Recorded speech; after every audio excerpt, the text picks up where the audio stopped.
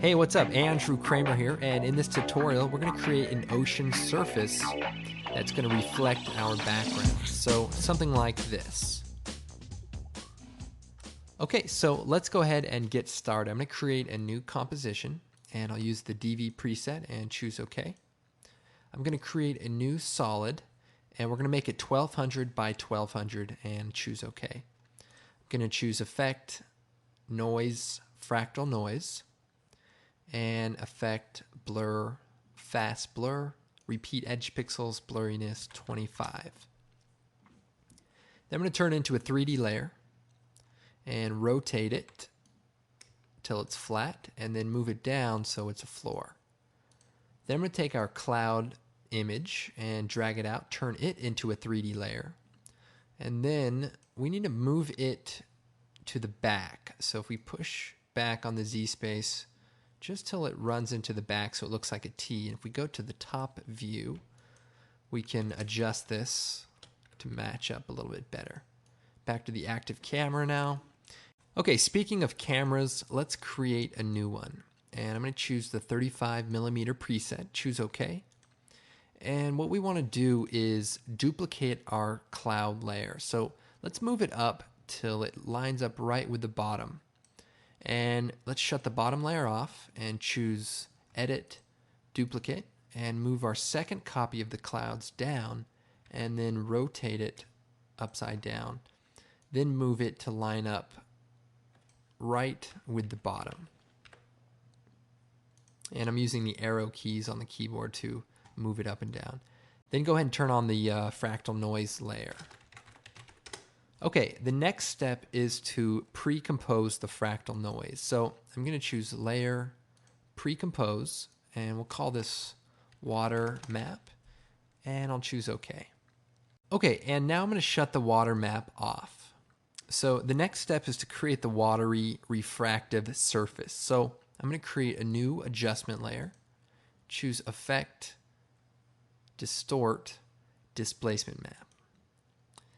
Then we'll use the displacement map of the water map.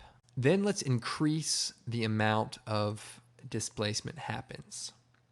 Okay, so that's looking pretty good, but let's take our cloud layer and position it one on top of the other, top, bottom, and then parent the bottom to the top so that if we move it around, it stays together. And then let's take the displacement map and move it below the top layer. Now we're getting some spotting in the water, so with the bottom layer selected, choose Tile from the effects and presets and take the motion tile effect and apply it to the bottom layer. Then increase the height to 150, mirror the edges, and that should take care of that problem. So now we've created the surface, and it is in fact 3D. We can kind of orbit around here, but the problem is our map is static. So we need to turn on the collapse transformation switch for the water map. And if we look at that layer alone, you can see here it's 3D, but if it's off, our 3D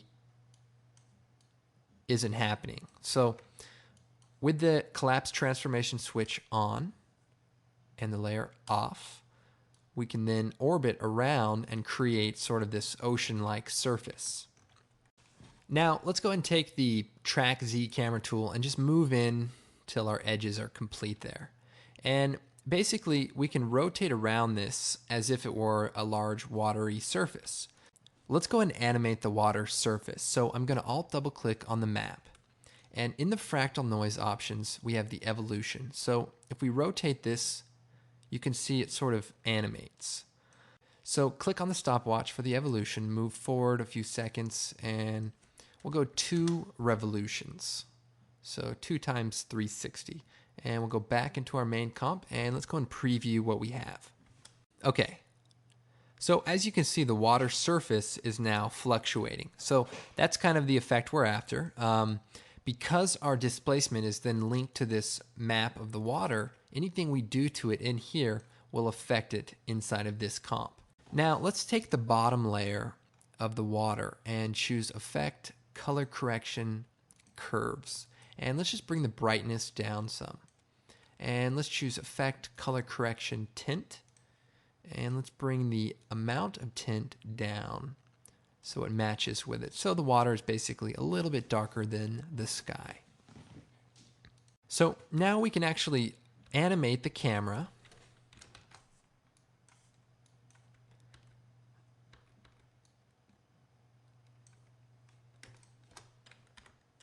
And let's play that back.